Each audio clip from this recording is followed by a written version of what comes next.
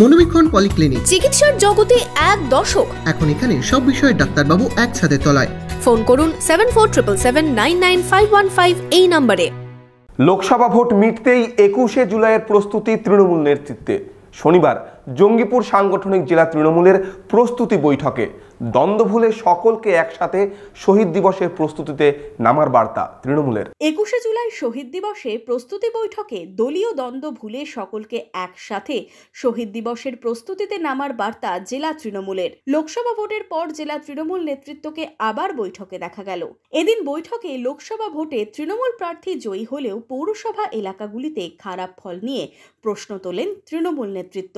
ভুল বুঝাবুঝি আমাদের থাকতে পারে, কিন্তু আমাদের লক্ষ্য সবসময় একটাই থাকবে, মাননীয় মুখ্যমন্ত্রীর নাম যেন উজ্জ্বল হয় এবং আমরা সকলে যারা ব্লক সভাপতি আছে এবং যত শাখা সংগঠনের সভাপতি আছে সকলকে এবং মহিলা তৃণমূল কংগ্রেস আছে সকল মিলে আমাদের 21শে জুলাইকে সাফল্যমণ্ডিত করতে হবে।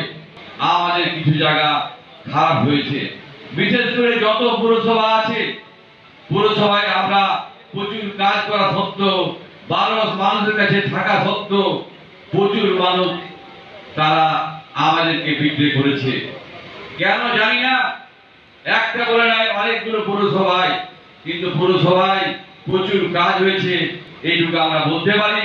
শনিবার এই বৈঠকে যোগ দেন বিদ্যুৎ প্রতিমন্ত্রী আখরুজ্জামান, সাংগঠনিক জেলা তৃণমূল সভাপতি খলিলুর রহমান, জেলা চেয়ারম্যান জাকির হোসেন সহ জেলা তৃণমূল নেতৃত্ব।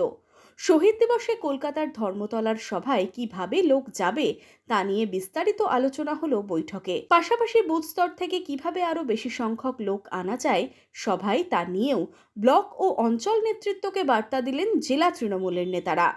যে যেখানে আছেন, যে যে স্তরের আপনারা রয়েছেন, আপনারা একবারে বুথে থেকে শুরু করে অঞ্চল থেকে ব্লক, আপনারা যেভাবে আপনাদের ব্লক নেতৃত্ব বা আমাদের জেলার নেতৃত্ব যেভাবে একটা নির্দেশ যাবে, আপনারা কলকাতা বা ধর্মতলে যাওয়ার জন্য সকলে উৎসাহী হবেন।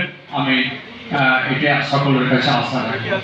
লোকসভা ভোটে জঙ্গিপুর কেন্দ্র থেকে জয়ী হয়েছে তৃণমূল, যদিও বেশ কিছু জায়গায় পিছিয়ে পড়েছে তৃণমূল। 2026-এর আগে সেই ক্ষত মেরামত করতে নেমে পড়ল তৃণমূল নেতৃত্ব। Bureau report, imagine community media.